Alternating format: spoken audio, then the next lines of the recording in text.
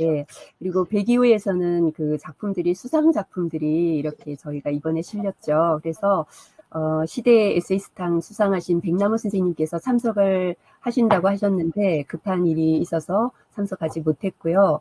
그리고 14회 정경문학상 수상자이신 이종택 선생님께서 자리해 주셨어요. 예, 다시 한번 축하드리고요. 상간 행사 때 저희들이 수상 소감을 들었지만 또 백이호 저희 합평회에서 한번 말씀해 주시면 좋을 것 같아요.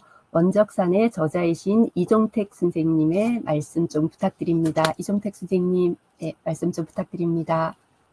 네, 안녕하십니까. 이종택입니다. 제가 생각지도 못했던 정경문학상을 받았습니다. 그런데 정경문학상을 받고 보니까 기쁘기도 하지만 한편으로는 좀 아주 두렵습니다. 이전에는 부담 없이 가벼운 마음으로 글을 쓸 수가 있었지만 이제부터는 그럴 수 없을 거라는 중압감이 생기더라고요.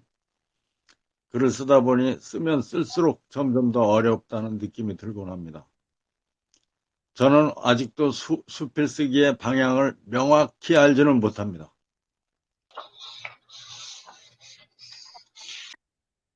하지만 제 삶에 대해서 한 가지 결론을 내려둔 것이 있습니다. 체면에 휘둘리지 말자, 마음이 가는 대로 살자 하는 것이 제 생각이었습니다. 그래서 글도 그냥 그렇게 쓰기로 작정했습니다. 제 마음이 닿는 곳이면 독자의 마음도 언젠가는 닿게 될 것이라는 기대를 하면서 말이죠. 좀 건방지게 들리실지 모르겠지만 격식이나 어떤 틀에 속박당하지 않고 체면에 얽매이지 말고 그냥 자유롭게 글을 쓰고 싶습니다. 비록 자주 뵙지는 못하지만 여러분을 만난 것에 큰 행복을 느끼며 살고 있습니다. 앞으로도 이런 행복을 오래도록 느끼며 살고 싶습니다. 여러 선생님 모두 건강하시고 저와 함께 오래도록 행복한 삶을 누릴 수 있게 되기를 기원하겠습니다. 감사합니다.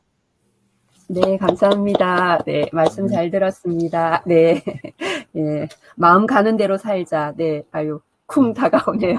네, 감사합니다. 네, 다음은 신인상 수상 소감입니다. 예, 백이호에는 세 분이 등단하셨는데요. 먼저 봄 같은 나로 신인상을 수상한 김홍애 선생님 소감부터 듣겠습니다. 김홍애 선생님 부탁드립니다.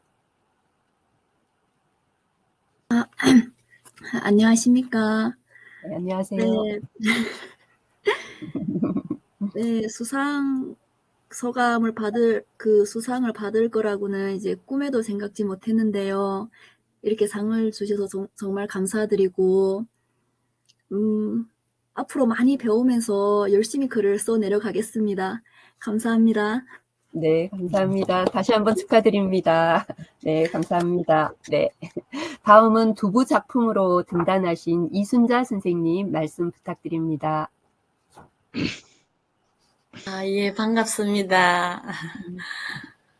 부족하지만 또 제 글을 뽑아주셔서 이렇게 귀한 자리에 초청해 주셔서 정말로 감사를 드립니다. 등단을 계기로 해서 더 관심 있게 책을 많이 읽고 깊은 생각을 하고 좋은 글을 쓰기 위해서 열심히 노력하겠습니다. 또한 또 수필을 지도해 주신 백남우 교수님께 감사를 드리고 함께 또 공부하는 문우들께도 정말 깊은 감사를 드립니다. 선배님들 뒤를 따라서 열심히 해보겠습니다. 감사합니다. 네, 감사합니다. 네. 네, 그러면 모차르트 피아노 협주곡 25번 작품으로 신인상을 수상하신 이호승 선생님의 말씀 듣겠습니다. 네, 이호승 선생님, 네, 네, 부탁드립니다. 안녕하세요. 반갑습니다. 이호승입니다. 네. 되게 못난 글이라고 생각해서 내놓기 쑥스러웠는데 환갑을 맞이하는 해라서 나이를 먹어감에 따라서 나이를 받아들이기 싫은 마음이 더 커지더라고요. 그래서 이 시점에서 저를 한번 안 해본 일, 못 해본 일, 이런 것들을 해보는 것도 괜찮겠다 싶어서 글도 써봤고 이렇게 한번 제출도 해봤습니다. 근데 예쁘게 봐주시고 좋게 봐주셔서 이런 좋은 기회를 마련한 것 같습니다. 감사합니다. 네, 감사합니다. 네, 선생님 덕분에 아마 선생님 글을 읽으시면서 아마 다들 모차르트 피아노 협주곡 25번을 다 들으셨을 것 같아요. 네, 저도 뭔가 하고 들었거든요. 예, 또 이렇게 하나씩 알아갈 수 있도록, 예, 좋은 걸 또 다음 대에도 많이 부탁드립니다. 네, 그러면 이번엔 문제 작가 특집 대담이 있겠습니다. 권한민 선생님과 아버지들의 잃어버린 시간 작가론을 쓰신 김종환 선생님과의 대담이 있겠습니다. 예, 두 분 선생님 부탁드립니다. 예, 선생님 오늘 좀 정신이 없으셨네요. 지금 네네. 뭐, 이렇게, 문제가 예, 있는 예. 작가가 됐습니다. 그래서 문제 작가인가 봐. 네네. 선생님이 지금 우리가 특집 작가를 대강 등단해서 한 3, 4년 정도 되면 특집 작가가 이렇게 돼서 저희가 되는데, 지금 선생님 같은 경우는 제가 아까 계산해 보니까 한 90개월 만에, 그러니까 한 7년 몇 개월 만에 특집 작가를 하더라고요. 근데 이제 이게 늦어진 가장 큰 이유는 선생님이 계속해서 연재 작가를 하셨기 때문에, 이 연재 작가를 한 분에게 또 특집까지 또 함께 주기에는 다른 사람들이 왜 이분만을 이래 할 것 같아서 저희가 특집이 이렇게 미뤄지다가 드디어 우리가 특집을 하게 됐어요. 이게. 그리고 사실 제가 그 평에도 썼지만은 그 선생님 처음 나왔던 4만 원짜리 수필이 수업에 나왔을 때 정말 제가 그걸 우리가 함께 읽으면서 엄청 감격했던 거죠. 예? 선생님, 우리 드디어 그 홍길동식으로 말하면 이제는 하산하여라, 예? 라고 했던 그 상황이. 그래서 엄청 흥분했고, 선생님 이제 특집합시다 라고 해서 우리가 특집을 했는데, 저희가 우리 선생님이 하는 지금 통일단상이 저희 잡지에서는 아주 중요한 기둥이죠. 그리고 문학한다는 것은 사실은 뭔고니 우리가 살고 있는 당대의 그 어떤 현안에 책임지고 함께 참여하고 하는 길이기 때문에, 분단 상황 한국에서 우리가 통일 문제를 벗어나서 한다는 것 자체가 사실 말이 안 되는 것인데, 그런 면에서 우리 선생님이 크게 저희에게 역할을 해 주시는 거고, 사실은 뭔고니 선생님 덕분에 우리가 통일이라는 문제를 정말 아주 현안의 문제로, 또는 우리가 극복해야 될 바로 미래의 문제로 항상 우리가 생각하게 됐던, 그런데 우리 선생님이 그 작가 소감에 쓰셨던 거예요. 나는 내 이야기를 잘 못한 것 같다는 그 이야기. 근데 드디어 그 내 이야기를 정말로 가장 고급스럽고 수준 있게 하셨어요. 자, 거기에 대해서 선생님 한번 말씀 좀 하십시오. 예. 뭐, 선생님이 좋은 편을 써주셔서 참 감사합니다. 이게, 예, 며칠 전에 이제 4만 원짜리 수필의 무대가 됐던 거기에서 1주년 행사를 또 했습니다. 벌써 1주년이 돼서, 네네. 그래서 그 1주년 동안, 아무것도 안 하는 노력을 얼마나 했나, 뭐 또 이야기도 좀 하고, 뭐 그런 일이 조금 있었습니다. 선생님이 통일단상 말씀을 해주셨는데요. 제가 사실은 뭐 통일단상이라고 하면서 이 전형적인 수필도 아닌 뭐 미래 이야기도 쓰고 뭐 가상의 이야기도 쓰고 여러 가지 형태로 글을 쓰고 있습니다.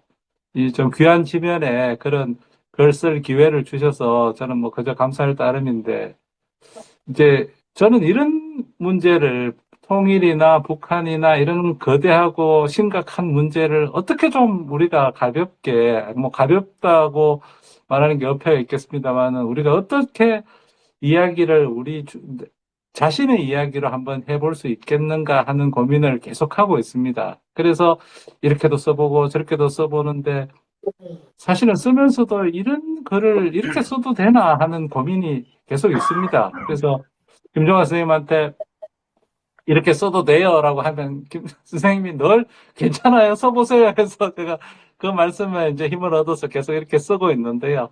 어떻든 계속 그 쓸 기회, 지면을 허락해 주셔서 그걸 통해서 제가 조금씩 한 발 한 발 나가고 있는 그런 느낌이 듭니다.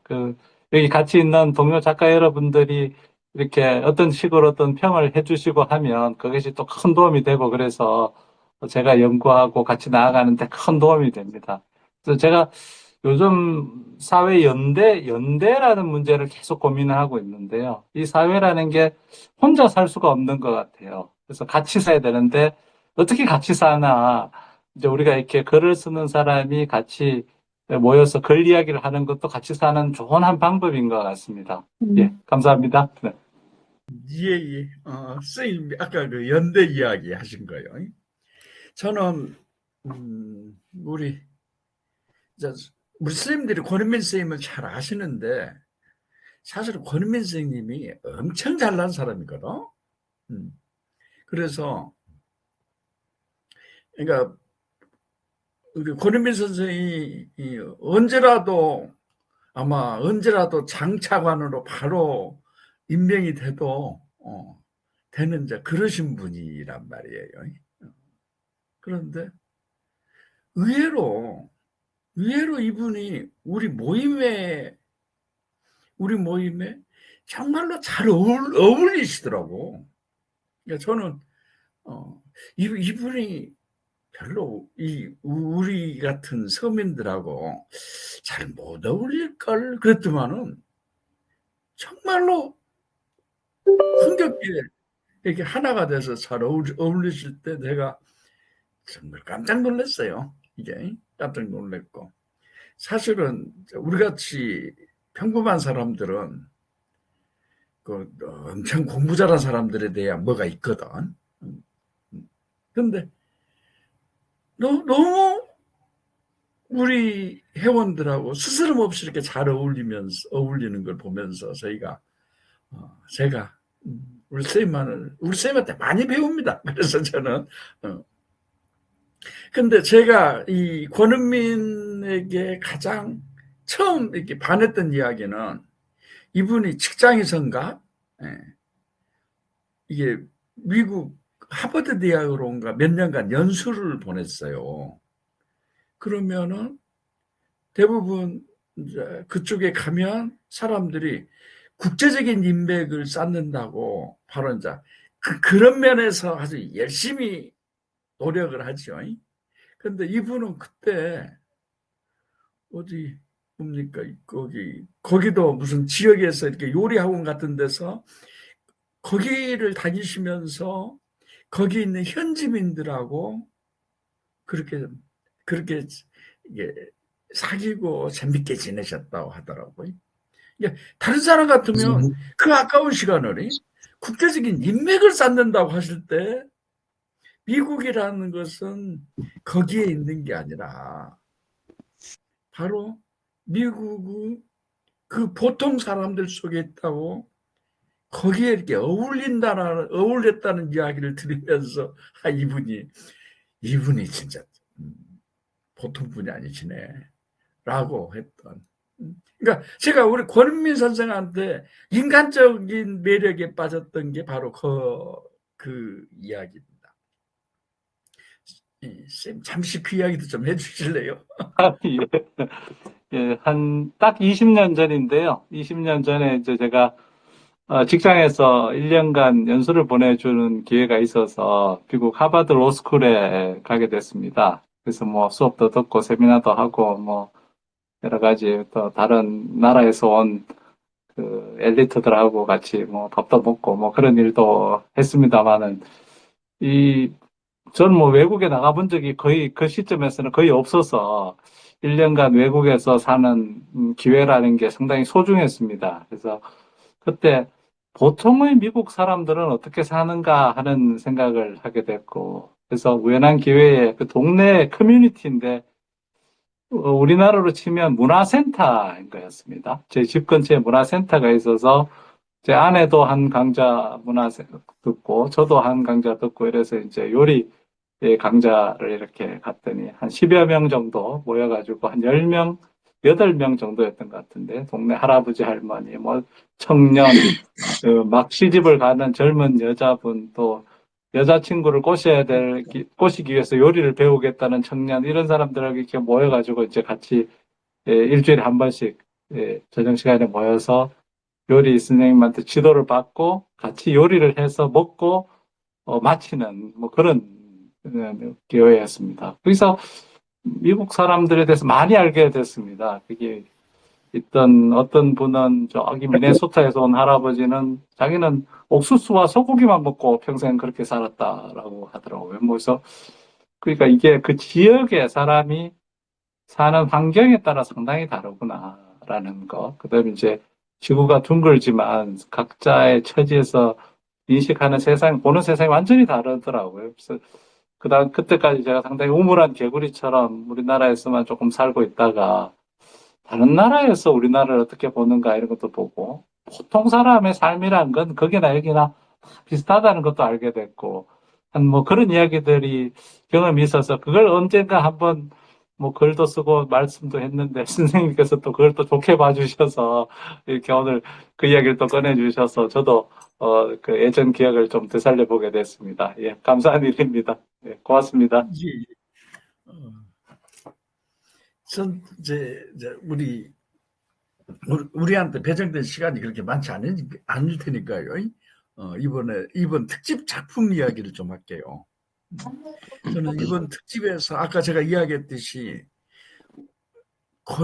제가 거기에도 썼을 텐데 제가 평에도 우리 권 선생님이 처음 저희들한테 왔을 때 우리 권 선생님이 정말로 그러니까 어디 뭐 회의 참석하고 오시면 거기에 대해서 일종 보고문 같은 걸 이렇게 쓰셔. 보고문. 근데 이제 그 보고문은 충실한데 보고문으로서는 진짜 충실한데 누가 이걸 무슨 재미로 요 글을 읽어 하는 요 문제. 그러니까 이 사적인 이야기를 난 잘 못하겠다라는 선생님이 근데 그걸 이렇게 거듭하시면서 가장 정확하게 이게 복음을 가장 큰 특징이 있었던 사실을 보다 정확하게 쓰는 거겠죠. 근데 가장 정확하게 글을 쓰시는 거. 가장 재미없는 이야기를 그래도 읽어볼 만하게 쓰는 재주를 터득하셨어요. 그러니까 사실은 그게 글을 가장 잘 쓰는 거예요. 그러니까 그 사람이 글을 얼마나 잘 쓰는가를 보는 것에서는 가장 쓰기 재미없게 쓰는 보고문 같은 것을 어떻게 쓰는가를 보면 됩니다. 그런 면에서 그래서 저는 지금 이번에 나온 작품 중에서 다 좋았지만 그 중에서 4만 원짜리 수필 그리고 4만 원짜리 수필은 사실 제가 이 평에 4만 원짜리 수필 평에 그걸 이제 인용을 했지만 처음 시작으로부터 그러니까 4만 원짜리 수필이 뭔군요. 우리 선생님이 사모님한테 사무실을 내줬대요. 사무실을. 근데 그 사무실이라는 게 사모님이 무슨 크게 큰 용건이 있어서가 아니라 개인적 사무실을 평소에 갖고 싶어 해서 이번에 내줬대. 서울 시내 집값이 얼마나 비싸니? 근데 그것다 내줬대. 그게 제목이, 그 사무실 제목이 얌얌연구소라든가. 냠냠짝짝. 요리에 관한 건가 본데. 근데 사모님께서는 뭔가네.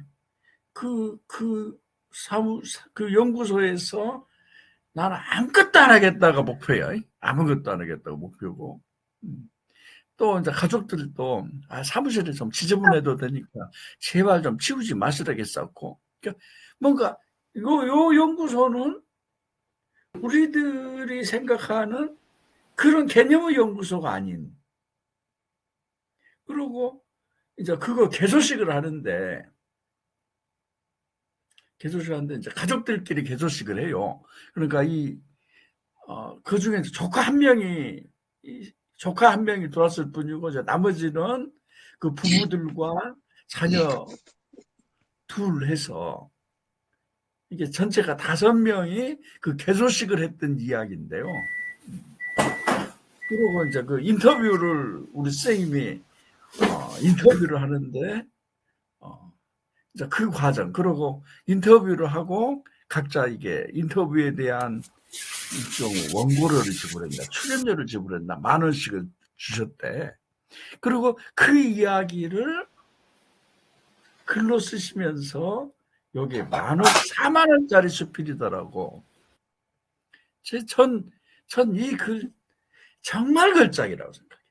그리고 지금까지 있었던 요 사연을 앞에 이렇게 써놨는데, 정말 군더더기 하나 없이 가장 정확하게 확선을 해간 것에 저는 우리 권은민 선생은 대단한 필력, 대단한 게 아니라 가장 완벽한 필력이라고 해야 되나? 그걸 느껴서.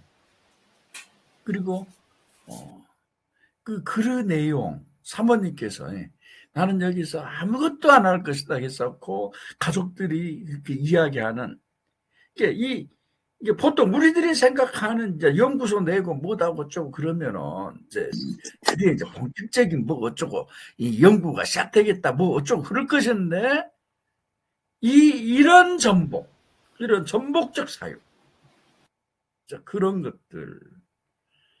그런 면에서 저는 이번에 이 작품이 정말 한국 수필의 기념비적 작품이라고 할 수 있지 않겠나? 라는 생각을 합니다. 우리 권 선생님 한번 말씀 좀 해보십시오. 선생님 너무 과찬을 해주셔서 몸둘 바를 모르겠습니다. 제가 뭐 여전히 제 자신의 이야기하기를 굉장히 어렵고 아직 조심스럽고 좀 그래서 자기 스스로를 내면을 못 들여다보고 거기에 대해서 글을 잘 못 쓰는 상태입니다. 다른 동료 작가님들 보면 자기의 이야기, 가족 이야기를 참 잘 풀어내시는데 저는 이제 그런 이야기를 이제 막 초입에 들어서는 상황이고요. 이번 이야기는 이제 가족 이야기를 담담하게 한번 이렇게 써봤는데 선생님께서 이렇게 또 좋게 평해 주시고 하니까 계속 이런 기회를 계기로 이번 특집 작가 계기로 제 자신, 제 가족, 제가 생각했던 거, 그리고 뭐가 두려워서 내가 아직도 말을 못하나 하는 그런 생각을 이제 요즘 계속 하고 있습니다. 그래서 그런 이야기들을 앞으로 계속 좀 써볼까 합니다. 근데 이게 굉장히 어려운 일인 것 같아요. 전에 같이 선생님하고 지도받으면서 글 쓸 때도 보면 참 자기 이야기가 이게 자기가 그렇게 어떻게 생각하는 게 사실 진실도 아니더라고요. 제가 생각해 보니까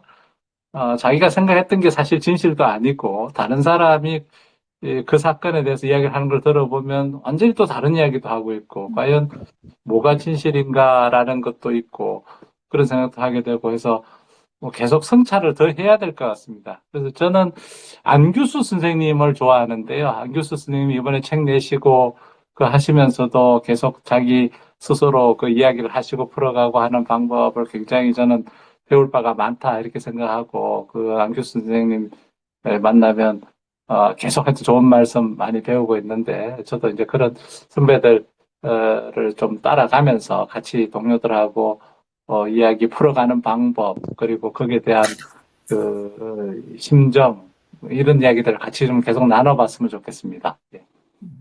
예. 특히 전 이제 이번에 제가 쌤 글 중에 이번에 특집에 나온 글 중에서 사실 제일 재미없는 글이 AI와 함께하기라든가 제가 한번 잠시 볼게요.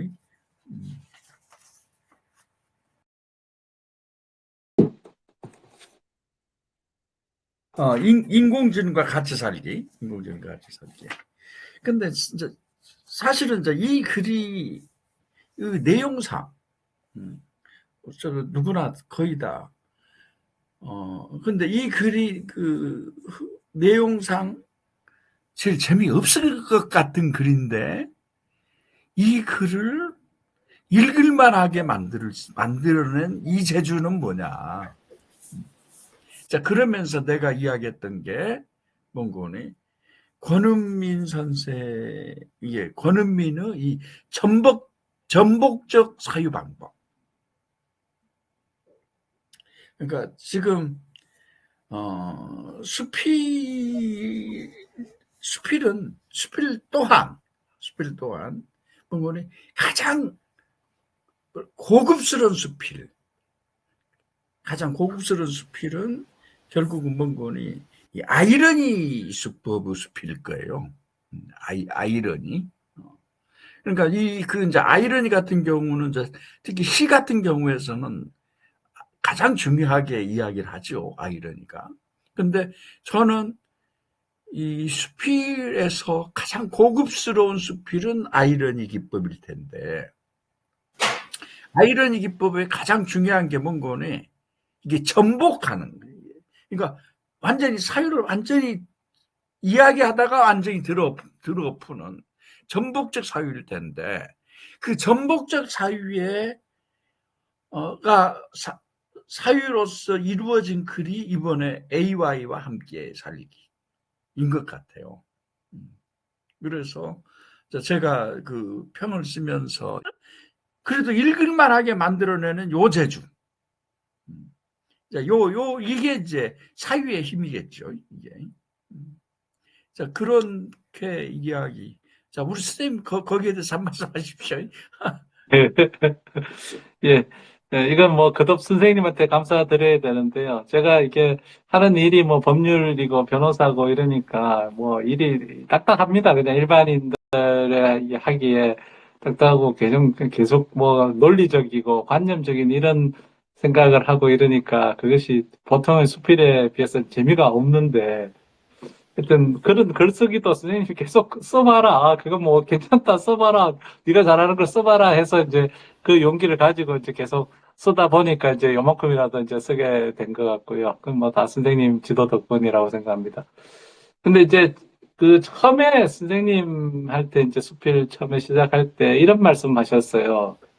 저 봄에 되니까 꽃이 이쁘다, 산에 달이 뜨니까 달이 이쁘다. 이런 이야기는 백날 써봐야 안 된다. 그거는 이미 앞 사람이 다 좋은 말 다 썼기 때문에 지금 네가 이 나이에 써서 그걸 넘어설 수가 없다.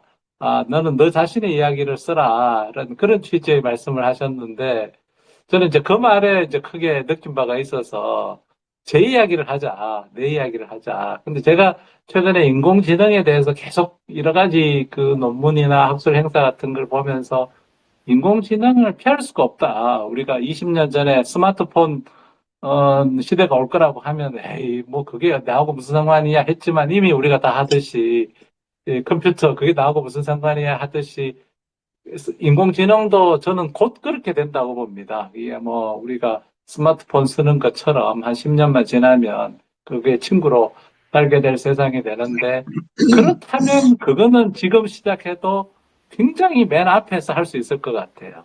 그래서 저는 우리 수필가들이 오히려 옛날 이야기보다는 인공지능하고 나하고 어떻게 살까 이거를 쓰기 시작하면 전 세계적으로 가장 앞선 수필을 쓸 수 있다고 생각하는 그런 생각도 하게 됐습니다. 그래서 이게 약간 뭐 허황하고 그렇게 보일 수도 있지만 어떻든 그것도 우리의 삶이다라는 생각을 하게 됐고, 근데 왜 우리의 삶이면 등 떠밀려 가지 말고 내 발로 내가 앞서 문 열고 한번 나가보자라는 이제 그런 생각을 하게 됐습니다. 지금 다 모든 사람이 다 문 앞에 있는 것 같아요. 뭐 일론 머스크, 페이스북,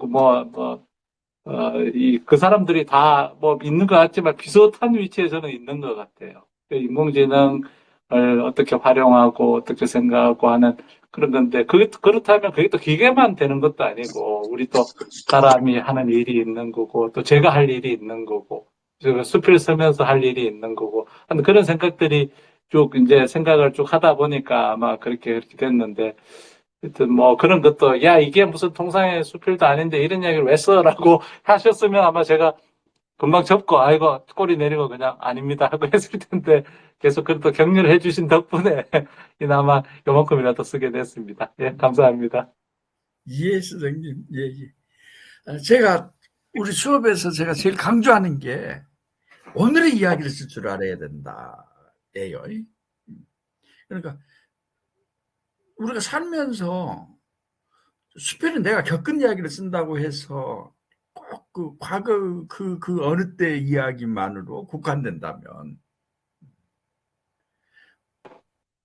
그런 세계가 사실은 어쩌면 너무 좁은 거고, 제일 중요한 것은 결국 뭔가요? 오늘의 이야기, 오늘 내 삶의 이야기를 우리가 쓸 줄 알아야죠, 이게. 그리고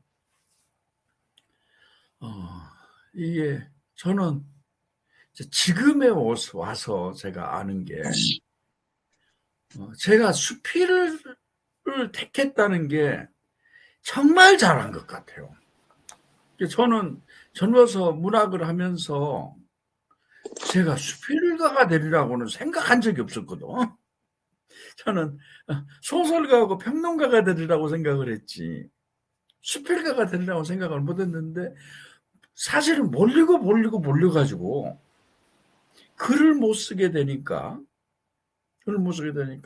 거의 뭐랄까 할까, 거의 정신적으로 크게 뭐가 있는 상황으로까지 몰렸을 텐데, 그때 제가 수필을 쓰면서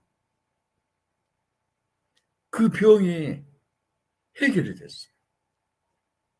그때 이제 내가 안 게 뭔 거니, 내가 글을 못 써서 그 병에 걸린 게 아니라 내 이야기를 못 써서 병이 걸렸더라고. 글을 못 써서란 이야기가 뭔 거니, 소설을 쓰려면 사실은 뭔 거니, 엄청난 시간이 있어야 되고 엄청난 집중력도 필요하고 못한데, 뭔가 좀 집중하고 못 하려고 쭉 하다 보면 뭐 일이 터져서 거기에 또 빠져야 되고, 그런 과정을 통해서 글을 못 써왔던 것이 못 써왔는데, 그래가지고 글을 못 쓴 것이 거의 병이 됐었는데, 근데 그것을 수필을 쓰면서 그 병이 싹 가셔버렸어. 그래서 제가 한 게 뭔 거네, 내가 이야기를 못 지어서 그 병이 있었던 게 아니라 내가 내 이야기를 못해서 병이 있었구나. 근데 요즘에 제가 와서 뭐 하는 것은 뭔 거니, 내가 지금 새롭게 소설을 쓰냐? 이제 못 써요. 소설을.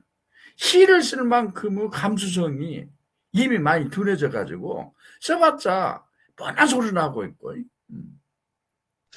근데 지금 말할 수 있는 게 뭔 거니, 내가 수필이라는 장르를 택했던 거고, 결국 내한테 수필은 뭔 거니, 나를 정립시키는 하나의 무기였던 것이고, 그래서 이 시대에 가장 필요한 것, 저는 이 시대 사람들이 뭔 거니, 너무 힘들죠.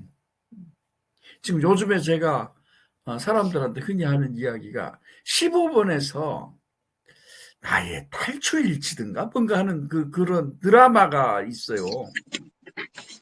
근데 그 드라마를 보니까 그 드라마 주인공이 경기도 어디에 사는 한 가정의 이야기예요.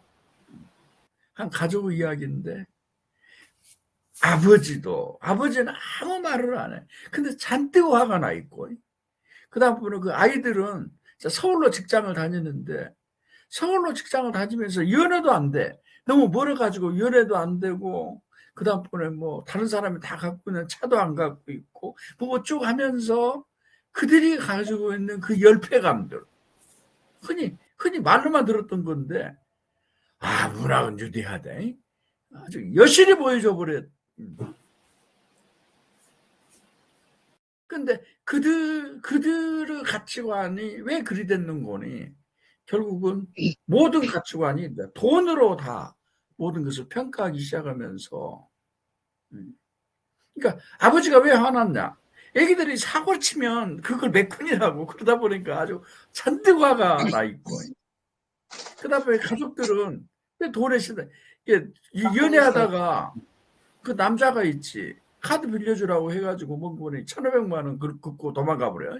그리고 이제 그거 연체되면서 그 돈 갚아라 했을 때, 그러니까 모든 사람들이 정말 심한 우울증에 걸려 있는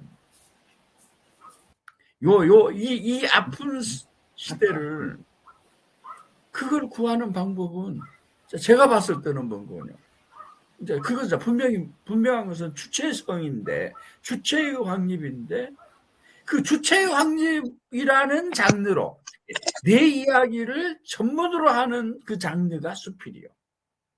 그래서 저는 이 시대만큼 수필이 힘이 되는 시대가 없다라고 생각을 하고, 결국은 수필로 가장 해야 될 것은 우리가 자기 서사를 완성하는 거죠. 내 이야기를 완성하는 거예요. 그런 면에서 이 시대의 가장 큰 무기는 수필이라고 생각을 합니다. 이게. 그래서 우리들이 해야 할 일이 무척 중대한 일 같아요. 제가 이제 아파서 정말로 저승을 갔다 왔어요. 저승을 갔다 오고, 그럼 한 1년 동안은 이제 계속해서 있으면서 이제 많은 생각을 하는데, 자, 드디어 새롭게 내가 일을 벌려야겠다라는 이제 이 마음을 먹었던 것이 바로 본건이, 이 시대에 수필이라는 장르가 꼭 해야 할 일이 있다는 거. 이제 우리 선생님이 아까 그 연대 이야기를 하셨어요. 연대. 그래서 이게 이제 제 이야기가 너무 많아서 안 되겠다. 여기까지만 하고요. 자, 가장 중요한 것은 연대이지 않겠나. 우리가 함께 가는 거예요. 함께 가는 거. 그래서 에세이스트가 다른 문학단체에 비해서 강력했던 힘이 있었던 것은 뭔거네, 저희가 회원들끼리 정말 화목하게 잘 살았어요. 우리가 회원들끼리 가족을 이루는데 우리가 웬만큼 성공을 했어요. 자, 그러다가 사실은 그 가족의 그 의식이 완전히 깨져버리는 사건을 겪었고, 이제는 새로운 가족 운동을 하려고 합니다. 우리 배 회장님을 중심으로 우리가 이제 새로운 가족 운동을 하게. 어쨌든 우리 권은민 선생님 이렇게 멋진 글을 써줘서 너무 고맙고요. 자, 우리 권은민 선생님 말씀으로 우리 대담을 마무리하죠. 한 말씀 하셔서. 예, 선생님 마지막으로 하신 새로운 가족 운동, 저는 그거 굉장히 좋다고 생각합니다. 이게 전통 가족이 지금 다 해체되고, 다 외롭고 힘든 그런 세상이죠. 제가 주변에 제 주변에 있는 사람들하고 사적으로 이야기를 해보면 뭐 다 외롭고 힘든 것 같아요. 근데 그 이야기를 누군가 들어주고 그 이야기를 또 누군가는 글로 쓰고 그 이야기를 읽으면서 아, 나만 힘들게 한 게 아니구나 라고 하면서 근데 거기서 멈추거나 같이 좌절하면 뭐 같이 할 건 없겠지만 거기서 우리가 힘을 얻고 손잡고 한 발 같이 나가는 그런 역할이 저는 분명히 있다고 생각합니다. 이번 후에도 그 아까 말씀하신 새콩이 이야기 같은 경우 몸이 뭐 그렇게 고달픈데도 그걸 극복하는 그런 이야기들이 힘이 되는 것 같습니다. 지금 뭐 다들 주변에 뭐 본인이 아니면 옆 가족 누구라도 아프고 힘들고 그런데요.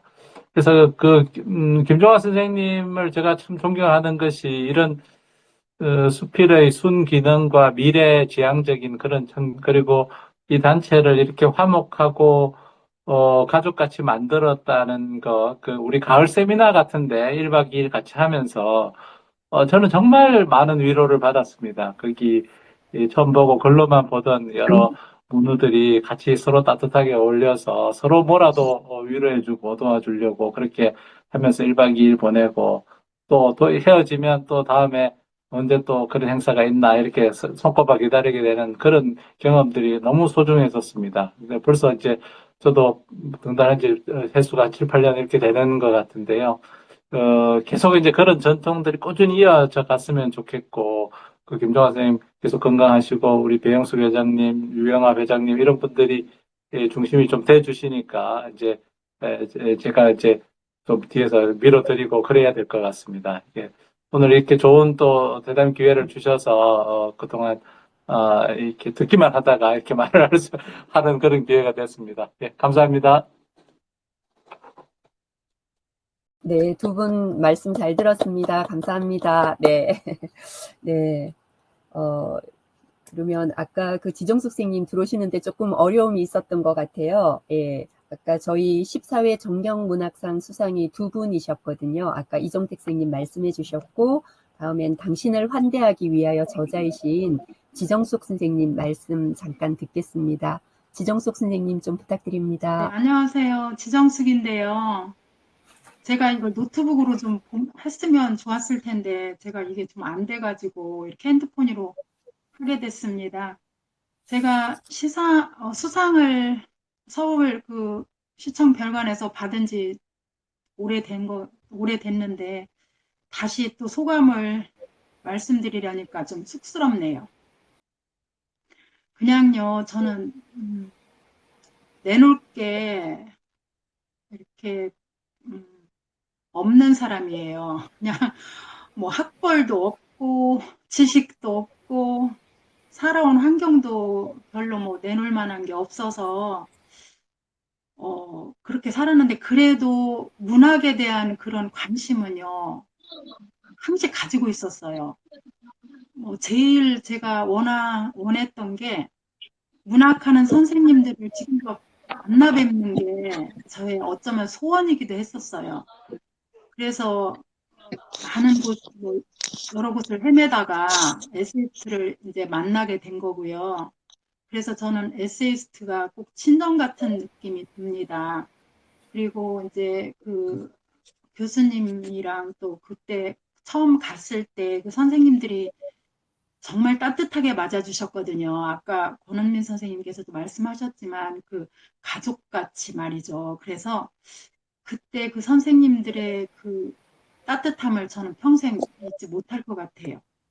그리고 이제 제가 지금도 가끔 뭐 책을 처음에 수필집 낸 그 당신을 환대하기 위하여 그 책이 우리 집으로 이제 택배로 딱 왔을 때 그때 그 기분을 지금도 가끔 느껴요. 제가 그 책을 가슴에 한참을 끌어안고 정말 가슴이 막 뭉클해가지고 말을 잇지를 못했던 그런 기억이 나거든요. 그래서 이제 제가, 그때도 그랬고, 시상식 끝나고도 좀 그런 느낌이 좀 있었는데, 이제는 좀 이제 원래 초심, 그 막 어디로 가야 되나, 그거를 헤매고 막 길을 못 찾아서 헤맸을 때 그 초심으로 좀 돌아가려고 하고요. 오늘 이제 뭐 이렇게 들어온 첫째 제일 이렇게 여길 들어오고 싶었던 거, 지금 화평회를 들어오고 싶었던 그 이유는 권은민 선생님 글을 읽었는데요. 저하고 너무 차원이 다르신 것 같아요.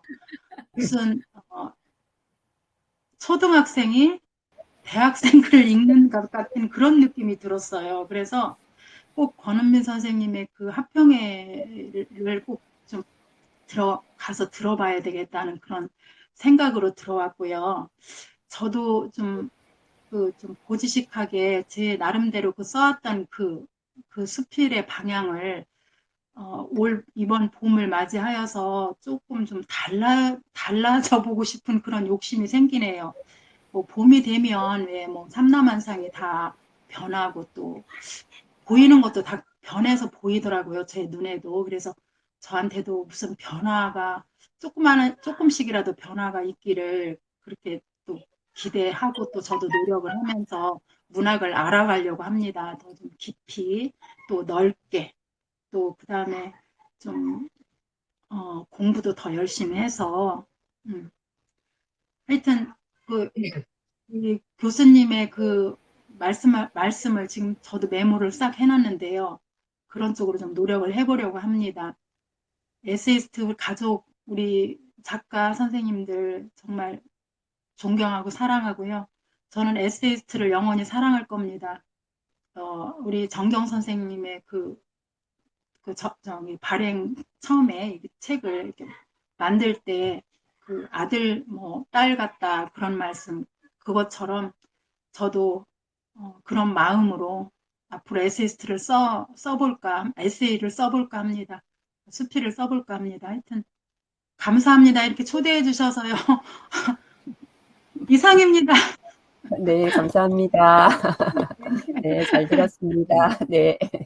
네. 그러면 이제 저희 배기후에도 좋은 작품이 많았는데요. 필진들 몇 분의 후감을 듣도록 하겠습니다. 먼저 초대수필 저만치 산마을에 비가 내리다 작품을 쓰신 이경원 선생님 말씀 부탁드립니다. 네. 네, 저기 초대해 주셔서 감사하고요.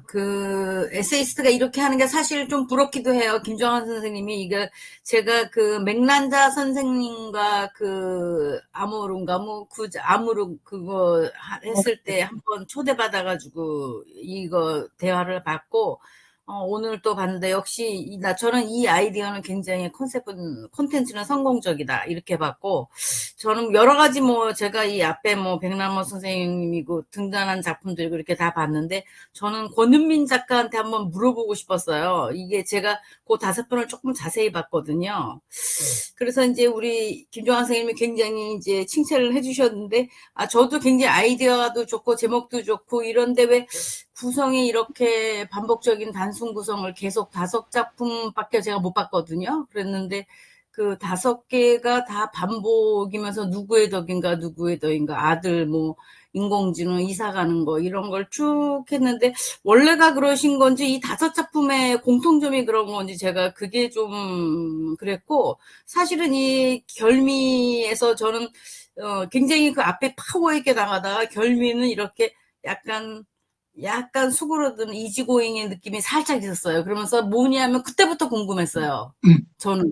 그 앞에 게 별로 궁금하지가 않고 선생님이 쓰신 그 뒤가 굉장히 궁금한 걸 보면서 그 권은민 선생님이 그 사람들을 이끄는 힘 뒤가 궁금하게 하고 그때부터 이야기를 어떻게 하셨나 아무것도 안 하는 그 연구소에서 정말 아무것도 안 하고 식구들이 그렇게 했나 이게 굉장히 궁금했어요 저는. 그리고 그 덕을 누구의 덕인가 할 때 나는 누구의 덕이야 나는 내 덕은 어떻게 했나 그러니까 누구의 덕으로만 살았지만 내가 누군가의 덕이 된 적이 있는가 이런 거. 그 다음에 인간지능과 사는 것도 글쎄 새로운 시도를 해봤는데 어떤 시도를 했는지 너무 궁금했어요.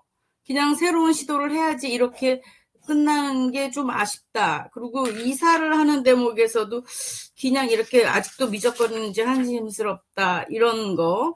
그 다음에 덕에 대한 생각, 이런 것들을 굉장히 그다음에 확실히 하는 거예요. 저는 확실히 아는 것이 참 좋았거든요.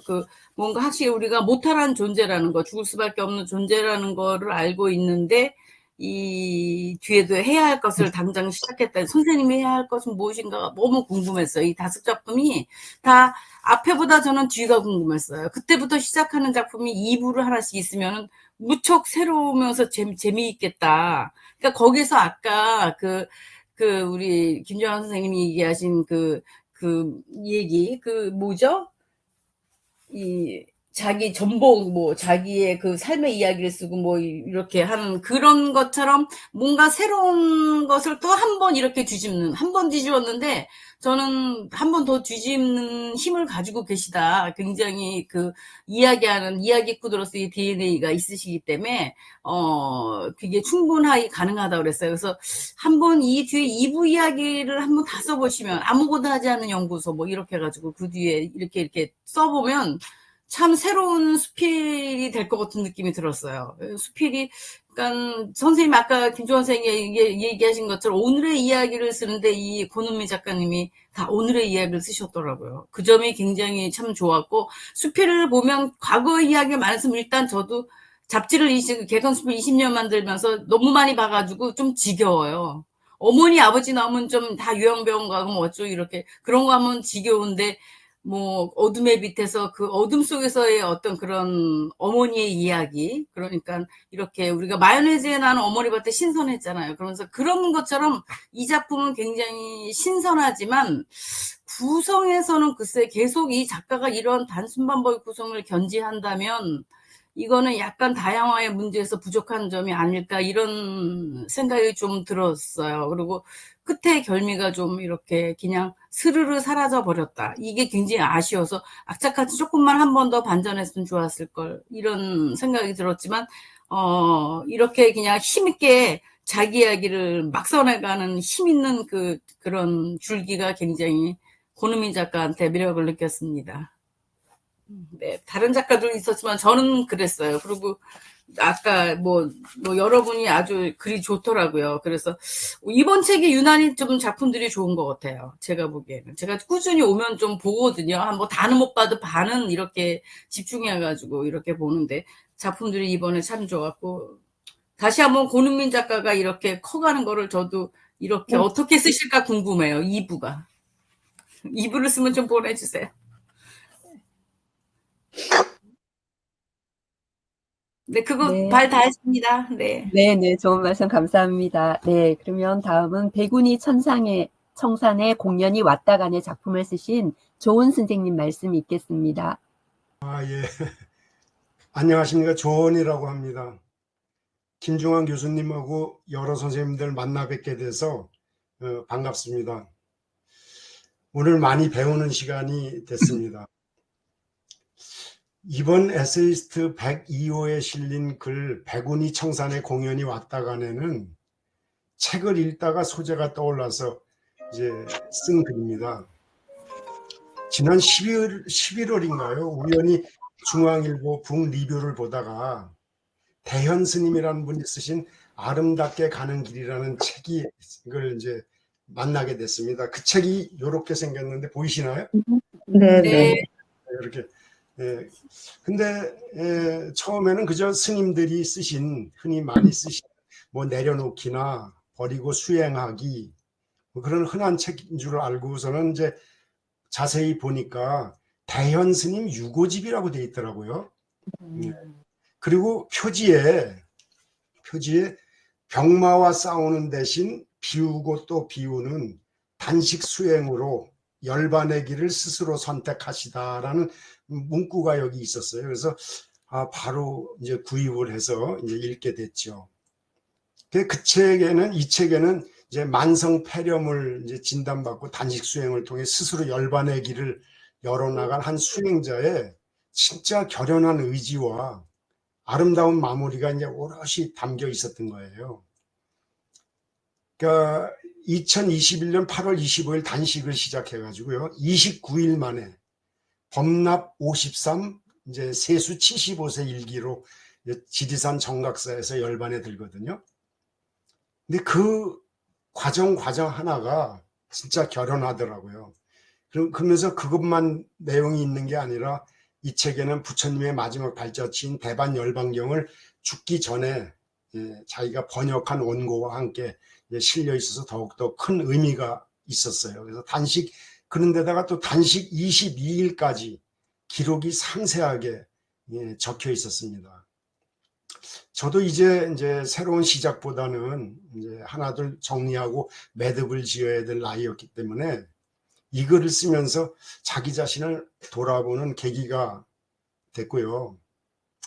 어떻게 마무리해야 품위 있게 죽을 수 있을까라는 생각을 많이 하게 된 글이었습니다. 그래서 어찌 보면 남에게 읽히기보다는 내 자신이 자주 읽어야 되겠다 생각한 글이 아니었나 싶어요. 감사합니다. 네, 감사합니다.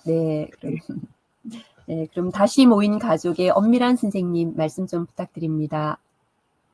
음소거 해제하시고, 네. 안녕하세요. 네, 엄미란입니다.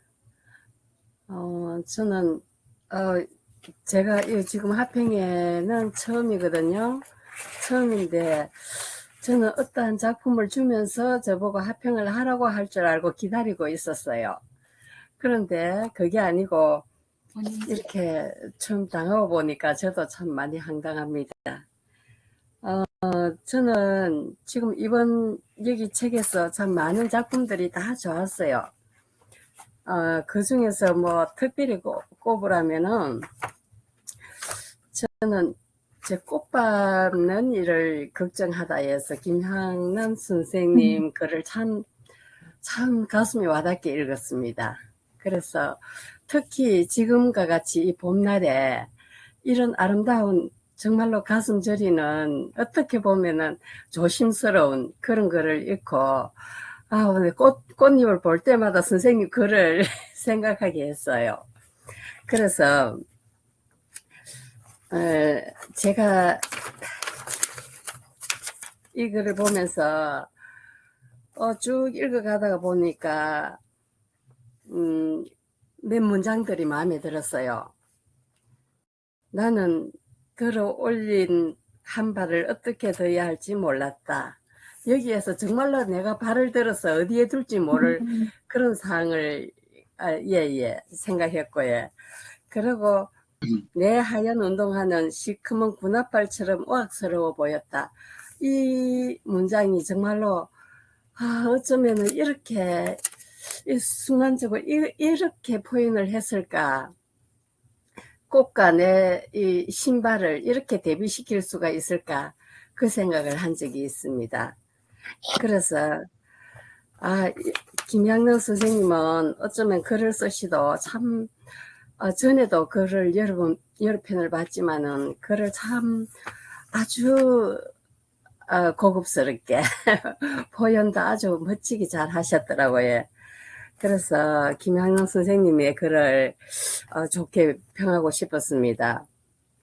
그리고 이제 마지막으로는 그 비명을 듣느니 차라리 나는 법을 배우겠어요. 이 문장에서 정말로 우리가 얼마나 꽃을 이러한 연약한 것들을 이게 꼭 무엇은 꽃만은 아니겠죠, 그죠? 그러한 것을 우리가 얼마나 생각을 해야 될까, 얼마나 또 염두에 둬야 할까, 그 생각을 한 적이 있습니다. 그래서 저는 이 작품을 참 좋게 봤고요. 그리고 저의 다시 모인 가족은 코로나로 인해서 그동안 제가 참 열심히 살았거든요.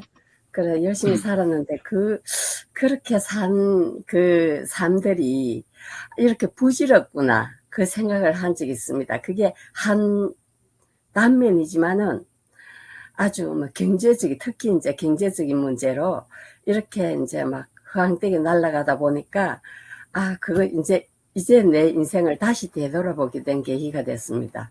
그래서 너무 경제적으로 염두에 두지 않고 좀 더 나를 위한 좀 더 이제 다른 곳에다가 나의 삶을 좀 적응을 시켜볼까 하고 요즘은 새롭게 통신대 국어국문학과에 다시 입학을 하고 지금 공부를 하고 있거든요. 그런 계기가 저한테는 또 다른 나의 삶을 살아갈 수 있는 그러한 하나의 계기가 된 것 같습니다. 그래서 그렇게 썼는데 저는 아직 글 쓰는 거에 아직 뭐 아주 부족합니다. 그래도 좋게 봐주셔서 감사하고 앞으로 공부 열심히 해서 좀 더 선생님 앞에 그놈의 선생님과 같은 글, 김향남 선생님과 같은 글, 지정숙 선생님과 같은 글들을 쓸 수 있는 그런 날들이 왔으면 좋겠습니다. 오늘 선생님들 만나 뵈어 진짜 감사합니다. 반갑고요. 예, 이상입니다. 네, 감사합니다. 네. 네, 그러면 하여를 쓰신 권혜민 선생님 말씀 좀 부탁드립니다. 안녕하세요. 저도 이게 처음이라서 그 원래 길치거든요. 근데 이런 거 찾아오는 것도 길친 것 같아요. 너무 힘들었어요. 근데 글을 쓰는 것도 마찬가지고 다른 분들 뭐 어느 누구를 떠나서 저 빼고는 다 좋으신 것 같아요. 다 깊이도 있으시고 그냥 나 계속 써도 되나? 가끔 그런 생각이 들을 때도 있거든요. 근데 그냥 이건 저조차고 쓰는 거라서 어떤 때는 내가 이거를 내는 게 맞는가? 그런 생각이 들 때도 있어요. 그래서 아직까지 책을 꾸리지 못하는 이유 중에 하나기도 해요. 그런데 이 하여라는 글은 원래에 가지고 있는 글하고는 조금 다르기는 하지만 제가 형제들 많은 집에 맏며느리거든요. 그러다가 보니까 무슨 이렇게 가지 많은 나무에 바람 잘 날이 없어요. 늘. 근데 저는 항상 좀 소심한 사람이라 그냥 내가 참으면 다른 사람 그냥 이게 그냥 아무 일 없는 듯이 지나가겠지. 그냥 아무 일 없듯이 지나가는 거를 너무 좋아한 것 같아. 그러다 보니까 정말 뭔가가 쌓여요. 정말 저도 때로는 정말 격렬하게 아무것도 안 하고 싶거든요. 근데 그럴 자유가 없어, 맏며느리에게는. 그러는데 코로나가 갖다 준 어떤 그런 것이기도 해요. 그러는데 어머니가 원래 절에를 다니시기 때문에 절에다가 다 올리셔서 이제 집에서는 하지 않고 절에 가서 찾아뵙든가 해라. 그렇기는 했지만 그게 그래도 못 놓더라고요, 남편이. 남편이 못 놓는데 내가 그거 하지 맙시다 하는 게 아니고 그냥 저는 그때 뭐가 좋았느냐 하면 그냥 가족들이 다 같이 모여서 하루 그런 날이 아니면 명절이 아니면 제사가 아니면 이렇게 모일 수가 있을까? 그러니까 이렇게 모여서 다들 그냥 나 하나 조금 힘들으면 그냥 다 좋으면 좋은 거지라고 했었는데 그게 조금 지쳐가더라고요. 그것도 몇십 년 하고 나니까. 그래서 이제는 저한테 휴식을 주고 싶었어요. 근데 이제 코로나가 오니까 자꾸 모이는 것도 어렵고 그래서 이 청탁을 받았을 무렵에 이제 내가 이거를 해결을 해야지 됐어요. 그래서 그거를 결정을 하고 이제는 집에서 차례를 모시는 거를 안 하겠습니다. 이제 어머니한테 가서 어머니가 이제 그거를 명을 하셨지만 직접 제가 받아들인 거는 없었으니까 이제 결정이란 걸 제가 처음 한 거예요. 집안 일에. 근데 그거가 이제 글은 나갔고 그 후 폭풍이 사실은 제가 안 지냈어요. 정말로 차례를 안 모시고 이제 절에 갔다 오고 그리고 무서워갖고 아들네 집으로 도망을 갔어. 결혼한 아들네 집으로다가 제가 설날 거기로 도망을 가서 있었어요. 그러는데 정리가 되지 않는 모든 것들이 너무 많더라고요. 이게 한번 그만둔다는 게 이게 쉬운 게 아닌 것 같아요. 그래서 그냥 다시 제가 이제 차례는 모시지 않더라도 가족들을 모두 모으는 거는 명절에 해야지 되겠구나 했었거든요. 그러는데 후에 이제 이 글은 나가고 난 다음에 그러고 나서 이제 가족들은 또 다시 또 그렇게 어쩌면은 그것도 이제 그만하고 싶을 때가 있었던 게 아마 그때였었던 것 같은데, 아들네 집으로 도망가서 있으면서, 진짜 그 소심함의 끝은 어딜까 싶더라고요. 그래서, 그냥 성격이 팔자라고 그러더라고요. 그래서 그냥 성격대로 살지 뭐, 그냥, 어, 뭐 차례를 모신다거나 그런 형식은 없다 하더라도, 그래, 형제들끼리 모여서 이렇게 하는 거는 하자. 그러면서, 그냥 삶에서 저는 늘 그렇게 그때 어떤 때는 닥치는 대로 살기도 하고, 어떤 때는 견디며 살기도 하고, 그냥 가끔씩 가다가 제가 무통을 느끼는, 그러니까 통증을 못 느끼는 사람인 것 같을 때도 있어요. 그러면 그냥, 잠깐 어떤 분이 못 들어오시나 봐. 근데 그럴 때에 저한테 그래도 어떤 출구가 돼주는 게 이 글인 것 같아요. 그러니까 여기다가 임금님기는 당나귀기 하는 것 같아요, 저는. 그래서 거기 계속 떠들다가 보면, 여기다가 떠들다가 보면 내가 조금 순화되는 것 같은 느낌은 들어요. 그래서 내가 이 글이 없었다면, 잘 쓰고 못 쓰는 걸 떠나서 저는 잘 쓰지는 못하더라도 이 글이 없었다면 내가 아직까지 요만큼이라도 순수한 마음이라는 거를 지니고 살 수 있었을까? 그래서 저에게 있어서 수필은 그냥 제 동생인 것 같아요. 가장 친한 친구고 장난감이고, 그래서 제가 수필을 하기를 참 잘했다는 생각을 가끔 해요. 그러면서도 제 글을 저도 잘 쓰고는 싶은데 그 역량이 그렇게 잘 안 되니까 그냥 선생님들 글 읽으면서 그냥 부러워하기도 하고, 그러면서 그냥 아마 계속 그렇게 가겠지요. 근데 네, 여러분들 선생님. 네. 잘 보고 있습니다. 감사합니다. 네, 감사합니다. 네. 아유, 죄송한데요. 저희가 1시간 30분 정도로 해서, 마무리를 하려고 해서, 지금, 말씀을 조금 한 2, 3분 정도 좀 해주시면, 아직 말씀 못 하신 분들 조금 잠시만요. 네네네. 죄송합니다. 좀 그렇게 해주시면 좋을 것 같아요. 예, 그러면 다음에는 달콤한 낮잠을 쓰신 김형국 선생님 말씀 잠깐 듣도록 하겠습니다. 예. 예, 안녕하십니까. 반갑습니다. 예, 김영국입니다. 저도 에세이스트 그 102호에 실린 작품들을 많이 읽었는데요. 다 읽지는 못했습니다. 특히 그 정경문학상, 올해의 작품상 등 훌륭한 작품들을 많이 읽고 감명을 받았습니다. 그리고 제가 글을 쓰는데도 많은 도움이 되리라고 생각을 합니다. 이번 102호에 제 졸작 그 달콤한 낮잠이 실리는데 소감을 말씀드리게 된 점 매우 기쁘게 생각합니다. 저는 이제 80년대 중반에 그 모로코에서 3년 가까이 근무를 한 적이 있습니다. 일반적으로 모로코 하면은 그 남프랑스에 있는 모나코하고 혼동하는 사람들이 꽤 많이 있더라고요. 그런데 이제 근래 와서는 스페인, 포르투갈, 모로코 이런 그 패키지 여행이 우리나라에서 인기가 있어가지고 모로코도 여행한 분들이 많이 있다는 걸 알게 됐습니다.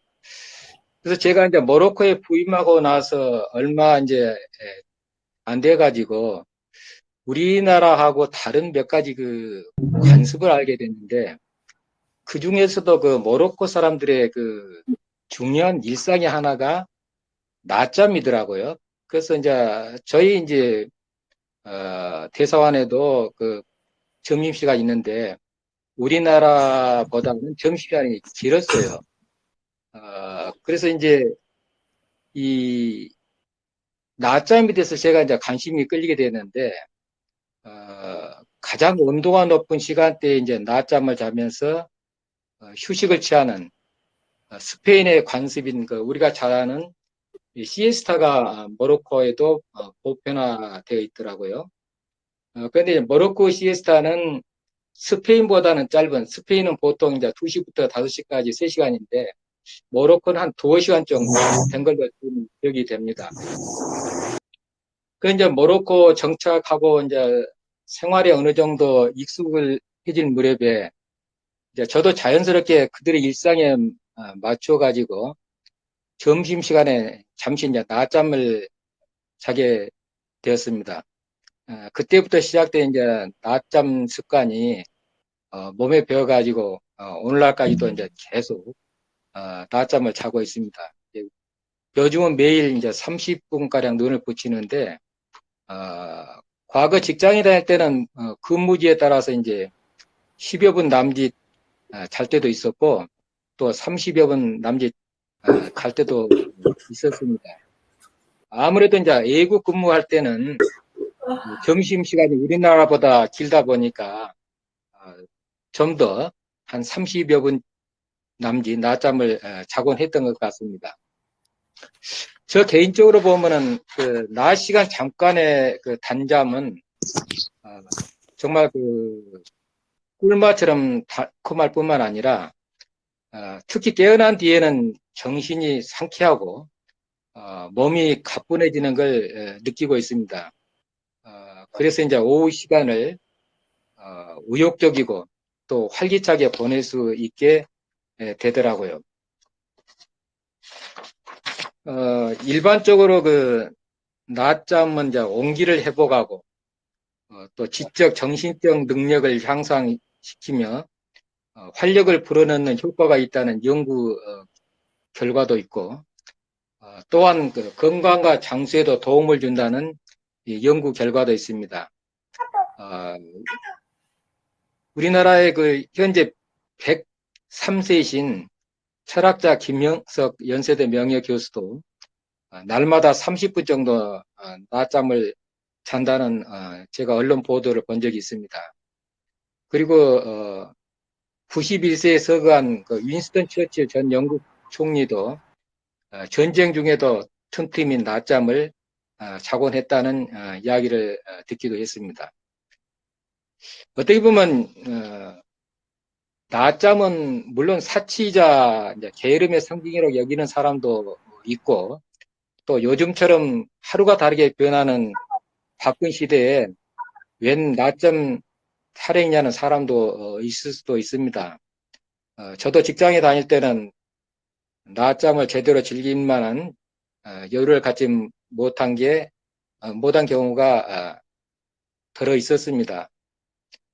그런데 일터에서 이제 지금은 물러나 있는 상황이기 때문에 낮잠이 내 이제 소중한 일과 하나로 자리 잡았는데 정신적, 육체적 건강에 커다란 도움을 준다고 믿고 있습니다.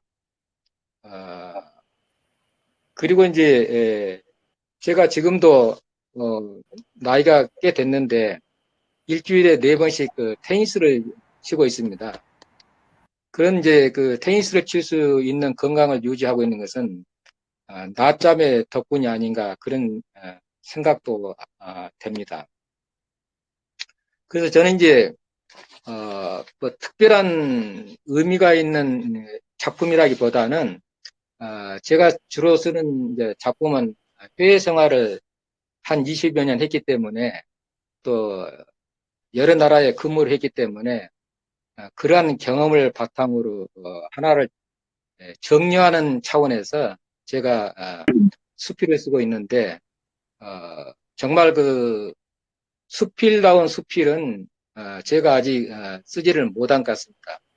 그래서 우리 이제 102호에 실린 여러 그 훌륭한 선배 수필가님들의 작품을 참고로 해서 앞으로 더욱더 수필 쓰는데 노력을 기울이도록 하겠습니다. 끝으로 이번 합평회를 준비하신 에세이스트 작가의 배영숙 회장님과 남혜정 사무총장님 등 관계자 여러분의 노고에 감사드립니다. 감사합니다. 네, 감사합니다. 네. 네, 그러면, 네, 그럼 인생과 축생을 쓰신 복진세 선생님 말씀 좀 부탁드립니다. 음소거, 네, 해제됐습니다. 안녕하세요. 국진세입니다. 안녕하세요. 제가 아직 그 등단한 지 1년밖에 안 된 새내기입니다. 저는 그 수필을 알고 나서 좀 학구열이 좀 불타기 시작했어요. 그래서 세종사이버대학교 문예창작학과도 좀 다니고 있고요.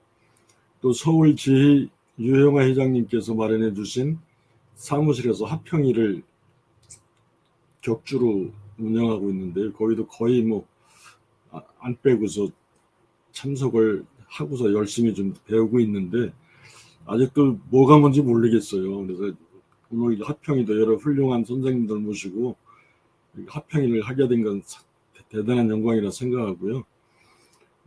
제가 이번에 쓴 글 축생과 인생은 저는 어렸을 때 그 전형적인 농촌인 가정에서 자랐어요. 그래서 항상 뭐 송아지가 태어나고 또 크면 팔려나가고 이런 걸 보면서 자랐기 때문에 소가 주는 의미는 저한테는 상당했었거든요. 근데 오늘부터 살다가 보니까 축생하고 제가 사는 인생하고 별반 다른 게 없더라고요. 보니까.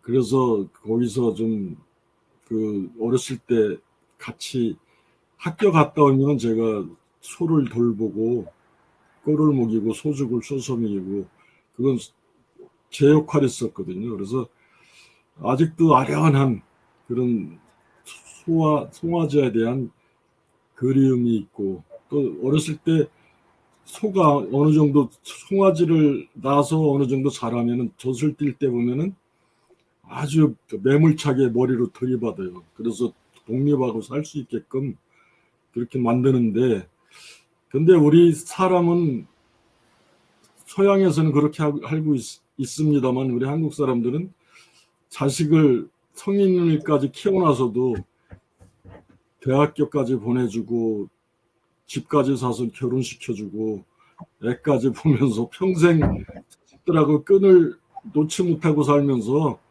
오는 그런 스트레스도 상당한다는 걸 나도 알았어요. 근데 오히려 동물의 세계에서는 그렇지 않다는 걸 알았습니다. 성장기가 되니까 딱 그 아주 사납게 대해서 독립시키는 것을 보고서 송아지한테 인생을 배운 것 같습니다. 오늘 늦었으니까 저는 짧게 이만하겠습니다. 네, 감사합니다. 감사합니다. 네, 감사합니다. 네, 그리고 발행인 김정환 선생님의 총평이 있겠습니다. 네. 이게 우리가 시간이 좀 오바돼서 좀 힘드셨겠어요. 그런데 오늘 우리 화평이는 대단히 전국적이네요. 그래서 우리가 이렇게 모여가지고 사실은 뭔고는 우리가 이렇게 거론된 작품을 다시 한번 읽을 기회만 생긴다 해도 이 화평이는 성공인 거죠. 그래서 아마 제가 담당했던 우리 권은민 작가하고 대담도 우리가 이쯤 했으면 안 읽은 사람도 다시 가서 찾아서 읽을걸? 그러면 성공한 거죠, 이게. 그래서 오늘 우리 배 회장님이 화평의 준비를 아주 야무딱지게 하시더라고요. 우리 사무총장님이나 사무차장님들을 다 이게 동원해서 아주 야무딱지게 했고 그 결과 대단히 성공적인 화평이가 되지 않았나. 이렇게 참석해 주신 모든 분들께 아주 감사드립니다. 네, 감사합니다. 네. 감사합니다. 네, 다시 한번 이렇게 바쁘실 텐데도 참석해 주셔서 너무나 감사드리고요. 그러면 마지막으로 회장님께서 마무리해 주시면 좋을 것 같아요. 네, 회장님, 네, 부탁드립니다. 네, 마무리할 거는 없고 저희들이 소리는 들리나요? 네. 네, 들려요. 네, 저희들이 코로나가 지금 많이 이렇게 해제되고 있지만은 일단 103호까지는 저희들 하상으로 하겠습니다. 하상으로 하고 또 가을 세미나 어떻게 할지 좀 고민하고, 제가 솔직히 말해서 이경훈 선생님이나 조은 선생님, 또 엄밀한 선생님, 권혜민 선생님 전부 궁금했어요. 그래서 개인톡으로 러브콜을 이렇게 보냈습니다. 많은 분들에게 이렇게 궁금하신 선생님한테 합의가 시작되면서 필진들한테 개인적으로 김명국 선생님도 그렇고, 또 복진재 선생님은 지난번 신인상 수상 소감을 대표로 못하고 제 친구 이경란 선생님이 하게 돼가 제가 굉장히 미안했거든요. 그래서 복진재 선생님 꼭 좀 한 말씀 해주셨으면 했어요. 그래서 다 함께 이렇게 참가하셔서 함께 해주셔서 고맙고요. 그리고 우리 문철 사무차장님, 사무차장하다 그만두셔가 굉장히 섭섭했는데 이렇게 오늘 함께 해주셔서 고맙고요. 어쨌든 우리 남혜정 선생님하고 김한희 선생님이 처음 준비하면서 여러 가지 고민도 많이 하고 있습니다. 나날이 좀 더 아마 뭐 부족한 점도 많고 하지만은 좋은 합평회가 되기를 또 노력하겠습니다. 우리 SS대 자랑이 합평회거든요. 정말 합평회 역사가 뭐 한 15년 정도 되고, 저도 2010년 그때 기획위원장으로서 합평회를 이렇게 주관하고 사회 맡고 있는 기억이 많이 새롭고, 또 마치면 술 먹고 놀았는 기억들, 그것들이 많이 나네요. 그리고 마지막으로 우리 김정환 선생님 수술 날짜가 며칠 안 남았습니다. 수술 잘 하시고 103호 합평회 때 또 이렇게 건강한 얼굴로 뵐 수 있었으면 좋겠습니다. 감사합니다. 늦은 시간까지. 네, 네. 이상입니다. 네. 김정환 선생님 화이팅! 네. 우리 이경원 선생님, 예, 지금부터는 이제 각자 나가고 싶으신 분들 나가시고, 또 이제 사담하시면 됩니다. 이제 녹화도 끝나고. 네. 예, 우리 이경원 선생님, 오늘 제가 너무 씩씩하시고, 그래서 제가 러브콜을 잘 보내는 것 같아요. 네, 저기 몇 번을 보내주셔서 사실은 별로 그렇게 올 생각이 없고, 뭐 일이 많아가지고, 오늘 3건이거든요. 지금 3번째 스케줄인데, 네. 제가 몇 번을 해주셔가지고, 이거는 안 가면 안 되겠다. 죄송합니다. 감사합니다. 그리고 그리고 고린봉 작가님 그 글 읽으면서 너무 좋아가지고, 좀 한번 뵙고 싶었어요. 네. 그러면 어찌됐든 지금 참석해 주셔서 작가 이사님들께 너무나 감사드리고요. 이사님도 공기목 합평회는 그거 SS 네. 합평회라 해가지고 화상해요. 네. 알겠습니다. 합평회는 이상으로 마치고 자유롭게 나가실 분 나가셔도 되고요. 예, 또 얘기 나누실 분 나누셔도 됩니다. 그럼 우리 박수로 끝낼까요? 네, 수고하셨습니다. 수고하셨습니다. 수고하셨습니다. 네. 네, 조은 선생님 개인적으로 감사합니다. 바쁘실 텐데. 예, 초대해 주셔서 고맙습니다. 예, 여러 가지로 정말 바쁘신 분이신데. 예. 아닙니다. 예. 이제